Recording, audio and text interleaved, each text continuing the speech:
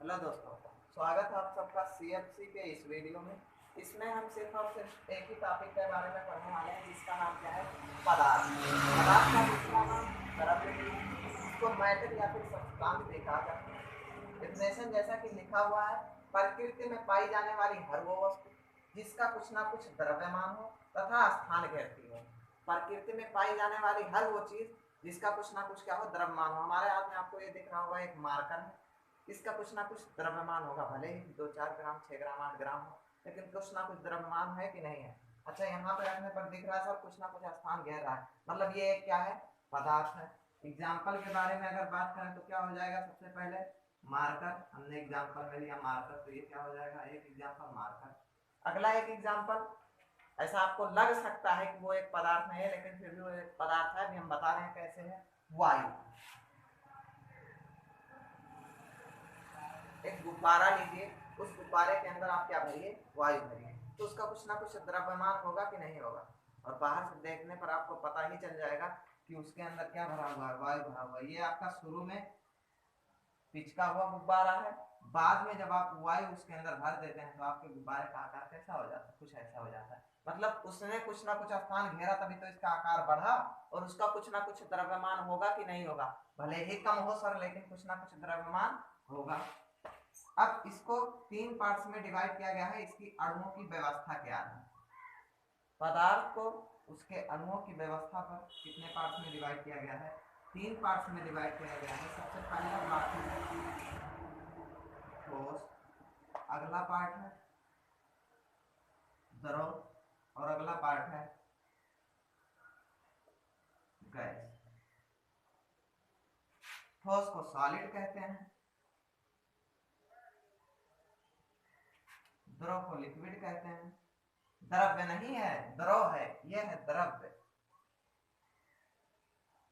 और गैस को गैस ही कहते हैं। चलिए अब बात करते हैं ठोस के बारे में। सबसे पहले ठोस, इसके कणों के बीच में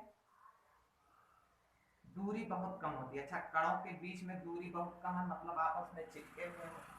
कणों के बीच में दूरी होने का ये भी मतलब है कि इसके कणों के बीच में आकर्षण बहुत ज्यादा है। कणों के बीच को एक टर्म नाम दिया जाता है जिसको कहते हैं अंतर आणविक। इसका मतलब क्या है? 2 टर्म है, एक अंतरा एक अंतर। अगर एक ही मालिक्यूल के बीच में देखा जा रहा है तो उसे कहेंगे अंतराण्विक। अगर 2 अलग-अलग मालिक्यूल्स के बीच में देखा जा रहा है तो उसे क्या कहेंगे? अंतर आणविक। तो इसके 2 मालिक्यूल्स के बीच में हम देख रहे हैं, 2 मालिक्यूल्स के बीच में जो दूरी है वो क्या है? बहुत कम है, एकदम सटे हुए हैं आपस में। तो कहा जाएगा कि ठोस के अंतर अणुओं में बहुत कम गैप होता है। द्रव के बारे में अगर बात करें तो ठोस की अपेक्षा द्रव के अणुओं में दूरी क्या है? थोड़ी सी ज्यादा है। किसकी अपेक्षा? ठोस की अपेक्षा। गैस के बारे में बात करें तो इसके अणुओं के बीच में दूरी क्या है? बहुत ज्यादा है। यही कारण है सर कि हम पढ़ा रहे हैं, क्योंकि वायुमंडल में क्या पाई जाती है? वायु पाई जाती है। अगर वायु के बीच में गैप बहुत ज्यादा ना होता तो हम चल नहीं पाते। अगला, आकर्षण ज्यादा की कम। सर पास पास में है मतलब आकर्षण ज्यादा, थोड़े से दूर है मतलब आकर्षण कम होगा। किसकी तुलना में? ठोस की तुलना में कम होगा। गैस के अणुओं के बीच में आकर्षण थोड़ा मोड़ा होता है, थोड़ा मोड़ा आकर्षण होता है हल्का फुल्का। अच्छा, ठोस के अणुओं के बीच में जगह एकदम कम है, तो इसको इसके अणुओं के बीच में किसी को लाके रखा जा सकता है कि नहीं? यानी ठोस के बीच में किसी को घोला नहीं जा सकता। द्रव में देखते हैं, द्रव के अंदर सर थोड़ी बहुत जगह तो है, तो किसी ऐसे अणु को आप यहाँ पे फिट कर दीजिए जिसका आकार इसके अणुओं के आकार के बराबर हो या फिर छोटा हो। चीनी और पानी। पानी एक क्या है? द्रव है। पानी द्रव है, द्रव के अणुओं के बीच में थोड़ा थोड़ा गैप है सर, उसमें अगर हम चीनी मिला देते हैं तो द्रव के अणुओं में घुल जाता है कि नहीं घुल जाता? एकदम आराम से घुल जाता है। क्यों? क्योंकि द्रव के अणुओं के बीच में हल्का हल्का गैप है, वही गैप फिल कर लेता है हमारा चीनी। अब गैस के बारे में अगर बात करें तो गैस के अणुओं के बीच में दूरी कम की बहुत, कम की बहुत ज्यादा? बहुत ज्यादा सर। अणुओं के बीच में दूरी ज्यादा है तो आकर्षण बहुत कम। आकर्षण बहुत कम तथा दूरी बहुत ज्यादा, तो इसमें चाहे जो चीज आप मिला दीजिए घुल जाएगा। जैसे हम अभी वायु के बीच में घुले हुए हैं कि नहीं है? वायु से मिले हुए हैं कि नहीं है? यहाँ पे एक वायु उड़ रही है, यहाँ पे एक वायु उड़ रही है, फिर भी हम बीच में है कि नहीं है? तो इसके अणुओं के बीच में गैप बहुत ज्यादा होता है।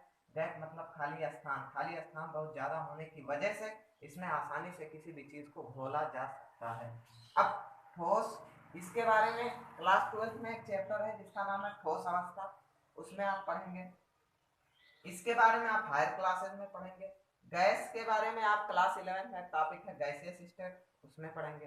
तो तीन चीजें हैं, अणुओं की व्यवस्था के आधार पर तीनों को डिवाइड किया गया है। ठोस का अगर एग्जाम्पल लें तो एग्जाम्पल कुछ भी हो सकता है, ईंट हो गया, पत्थर हो गया। द्रव की अगर बात करें, पानी है, द्रव है। अच्छा, पानी द्रव है सर, और कुछ द्रव नहीं है? आपने एक चीज सुना होगा, मरकरी कमरे के ताप पर कैसा होता है? द्रव होता है। तो ये भी एक क्या हो गया? द्रव हो गया। मरकरी एक क्या हो गया? द्रव हो गया। गैस का एग्जाम्पल है सब्जी,